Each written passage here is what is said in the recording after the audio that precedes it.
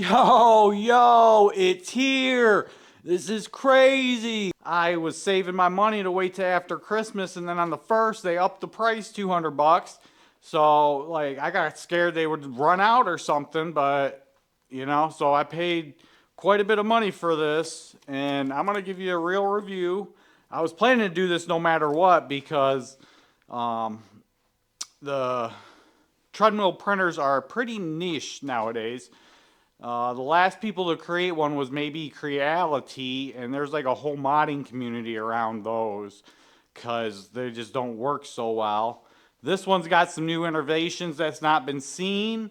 I'm really excited, and again, this is not promotional. I paid about 1,200 bucks for this after the shipping, and yeah, I'm not really prepared. I was expecting to do this in February, so we're just gonna see how this goes. Do it 12. This is supposed to be a metal. It is.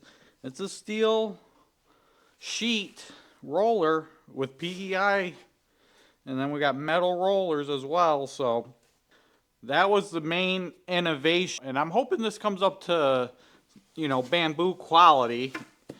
So that's the end of my intro video.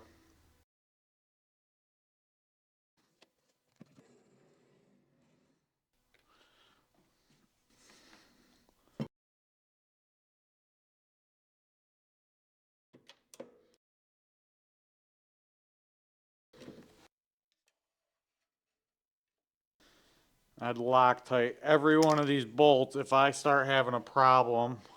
And you probably never want to lift it with this gantry. If you're going to lift this thing, make sure you lift it by the base. If you lift it by this top, you're going to have to redo something. It's not the right way.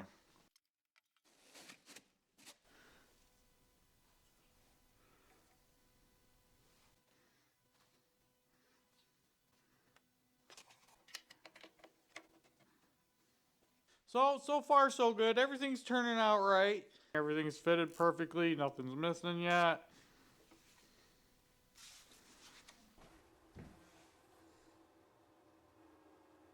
After completing the printer, the manual says to run the auto level function and make sure it is within 0.2 error rate on the bed mesh. And mine was fine, so I began printing the included benchy and hippo file.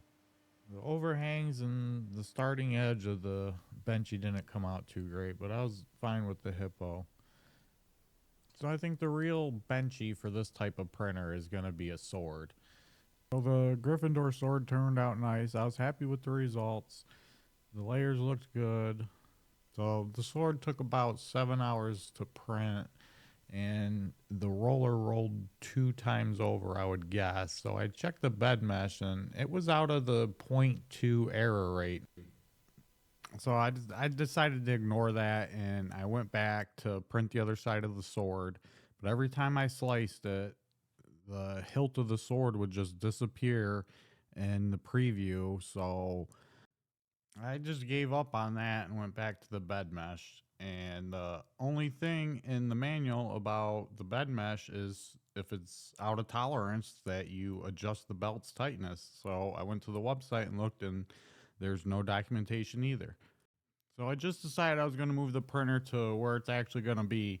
And at the same time, I decided I was going to plug it into the 240 that I run all my printers on. I had just been through the website. I've been through every piece of literature, documentation that's produced on this printer. And as moving it, I looked over every piece of the printer for a switch, turned it on, and obviously nothing happened. No sound, no smoke, but it didn't turn on. So I knew I blew the power supply. So I emailed support just to see what they would have to say about it and began taking apart my new printer. I didn't start the camera till after I got the belt off, following the video that's on the website. And so support was pretty quick to email me back, but they were just unhelpful and pointed to the technicalities of electrical naming schemes. And instead of just like their lack of documentation or any information about the product they're selling. And of course, they can offer me to buy a new power supply directly from them And I don't even think this power supply was listed on the store before I emailed. And I'm just pretty mad at this point, and I wanted to test support to see if they even know anything about their product, which they do not. Here's a suggestion. You drilled this out, drill it bigger, and make the whole electronics tray slide out so you can service without even a belt removal. Or maybe just do the standard documentation, and someone over there would have noticed you can access the power supply's 220 switch right here through this cutout hole. Uh, Here's a suggestion. Don't use the cheapest power supply that doesn't have automatic switching. The market's changed. You're charging more than the competition that does have these parts. Like, put some design and thought. So really the only new thing here is the steel belt with the PEI embedded on it. The steel rollers are nice. The linear rails are nice. The rest is not really custom. There's, no thought, no design. It's parts from a kit printer 10 years ago. And it's just one of these companies that can't be bothered to do the bare minimum.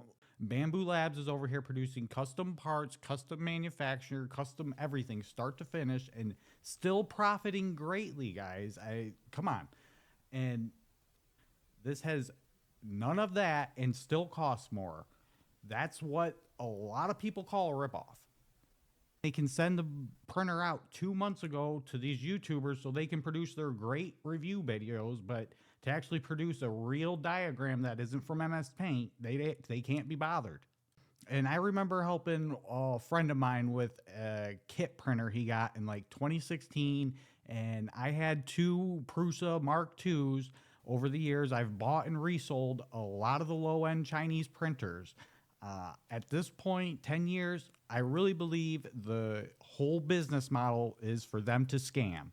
Yeah, some NPC replies to you if you email them, and yeah, this thing does get drop shipped to you, but after that, you're good luck. You're just their pay pig.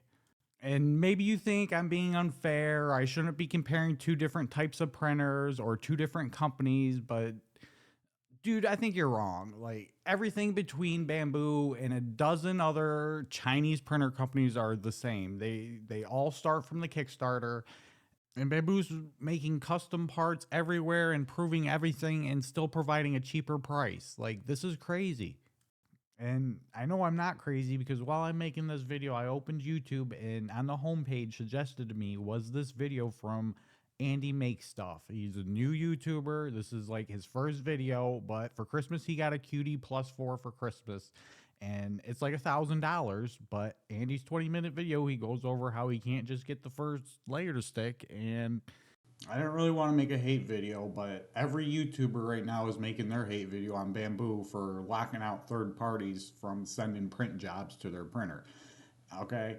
But these YouTubers are really mad that Bambu is the only good printer in the market and everything else is basically a scam or junk and costs more.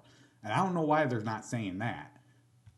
And my review of this printer basically comes down to what the current state of the 3D printing market is. I mean, there's Bambu, and then there's everybody else that's producing junk or just copying off them. There's no one innovating. Prusa hasn't changed their printers in 10 years. It's the same garbage kit printer with 3D printed parts. The dude is just ripping people off for unassembled printers. I mean, it's ridiculous. But if you think I'm wrong, let me know in the comments. But I still have no problem buying Bambus. I bought every other brand, and every other brand ain't even out here trying. So they ain't getting my money.